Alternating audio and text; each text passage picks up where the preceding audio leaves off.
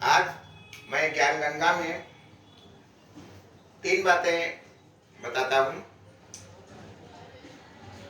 पहली यह है कि जब किसी पहाड़ पर चढ़ते हैं तो वहाँ बर्फ दिखाई देती है, अर्थात वहाँ का वातावरण बड़ा ठंडा दिखाई देता है। जबकि सामान्य रूप से देखा जाए तो पहाड़ जो होता है वो सूरज के तो और नज़दीक हुआ, ऊपर उठा हुआ होता है, वहाँ प्रकाश जल्दी पड़ता है, तो इसलिए वहाँ पर ज़्यादा गर्मी होनी चाहिए। लेकिन वहाँ पर बर्फ क्यों होती है? तो इसका कारण है कि जैसे हम पानी में को गर्म करते हैं तो थोड़ा पानी बहुत जल्दी ठंडा हो जाता है, और ज़्यादा पानी, यदि पानी की मात्रा 100-200 लीटर है तो रात भर गर्म रहेगा। वैसे ही समुद्र गर्म होकर के इतना गर्म हो जाता है कि भाप निकल करके बादल बन जाते हैं। उसी प्रकार से हमारी धरती पर जो ऑक्सीजन, नाइट्रोजन और कार्बन डाइऑक्साइड, ये सब गैसें हैं, तो एक ये पानी जैसी ही धरती के आसपास घनी है, और ज्यों ही ऊपर हम उठते जाते हैं आकाश की ओर, त्यों त्यों एक इन गैसों का दबाव कम होता जाता है और वो विरल होती जाती है। तो हमें जो जब सूरज हमारी धरती पर पड़ता है, उसकी प्रकाश की किरणें पड़ती हैं, तो ये गैसें गर्म हो जाती हैं, और इन्हीं की गर्मी के कारण रात में भी इन्हीं की गर्मी के कारण रात में भी हमें धरती पर गर्म महसूस होती है, गर्मी का एहसास होता है। और चूंकि ऊपर गैसें विरल अवस्था में हैं, यानी कम होती गई हैं, तो इसलिए जो जो हम ऊपर जाते हैं त्यों त्यों हमें ठंडक दिखाई देती है और ठंडा ठंडा लगने लगता है। और प्रति 165 मीटर जब हम ऊपर जाएंगे तो 1 सेंटीग्रेड तापमान कम होता जाता है, क्योंकि वहाँ पर हवा और गैसों का जो दबाव है वो बहुत कम है, जिसके कारण वहाँ ठंडक होती है। और इसी प्रकार से प्रति 165 मीटर जब हम जितना ऊपर जाएंगे उतना ही तापमान घटता जाएगा, और यहाँ तक कि पहाड़ों पर जो 8-9-10 किलोमीटर तक होते हैं वहाँ पर बर्फ जम जाती है, क्योंकि वहाँ पर हवा नहीं होती है और गैसें नहीं होती हैं, इसके कारण वो गर्म नहीं हो पाता है। धन्यवाद।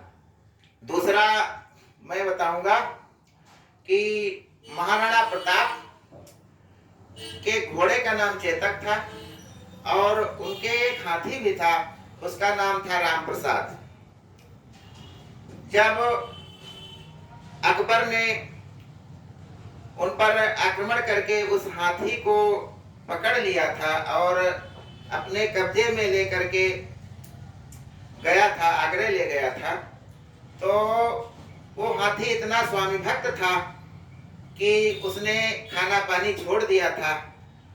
अकबर ने बहुत प्रयास किए कि किसी प्रकार से ये हाथी हमें अपनी पीठ पर सवारी करने दे, बैठने दे, लेकिन उस हाथी ने महाराणा प्रताप के सम्मान में उनकी बातों को याद करते हुए अपने प्राण देना तो अच्छा महसूस किया, लेकिन वहाँ एक तिनका भी उसने मुगलियों का नहीं खाया, मुगलों का उसने अन्न और जल कुछ भी ग्रहण नहीं किया, और वो 15 से 20 दिन के अंदर वो अपनी मृत्यु को प्राप्त हुआ।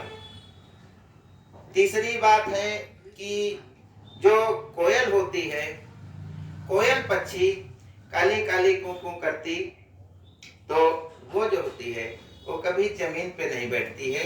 ये प्रवासी पक्षी है जो बसंत ऋतु के बाद हमारे उत्तर भारत में दिखाई देती है, और छिपी हुई पत्तियों में बैठ करके ही अपना कू कू की आवाज निकालती है। झारखंड का ये राष्ट्रीय पक्षी है। ये ज्ञान गंगा की 3 बातें।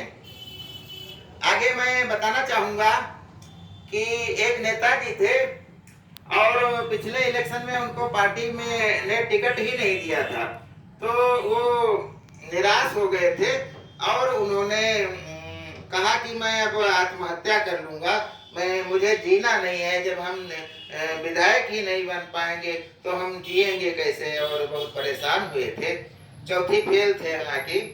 तो उनको अब ये था कि इनको मृत्यु से बचाने के लिए कुछ समझाया गया। तो क्योंकि वो छोटे बच्चे के समान वो पढ़ाई पढ़े थे और गंभीर बातें समझते नहीं थे, तो उनको कैसे समझाया गया है तो आप देखिए।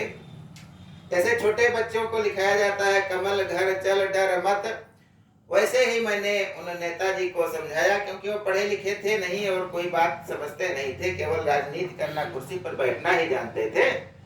उनको किस प्रकार से समझाया गया?